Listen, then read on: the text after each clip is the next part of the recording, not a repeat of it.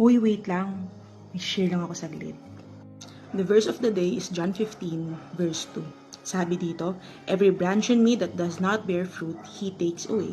And every branch that bears fruit, He prunes that it may bear more fruit. Natakot ka na ba dun? Natakot ka na ba na iti-take away ka or ika-cut down ka?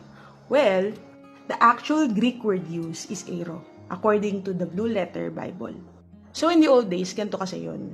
Yung vine dresser, di ba siya yung nag-aalaga ng grapes, yung vine, syempre. And then again, sabi ni Jesus, He is the vine, we are the branches.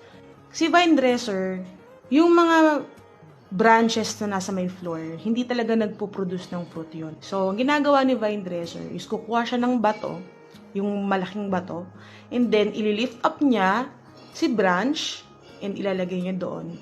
By doing that, the branch is able to produce fruit. Kasi nga, hindi na siya nakasalampak doon sa may lupa, di ba? And you know what? That rock is Jesus. The point na connected ka na kay Jesus, who is the vine, means He already started His work in you. And His word says, He who began a good work in you will complete it until the day of Jesus Christ. So let's just stay connected to Jesus. Kasi in due time, kahit gaano pa katagal yan, we will see the fruit of the Holy Spirit in our lives.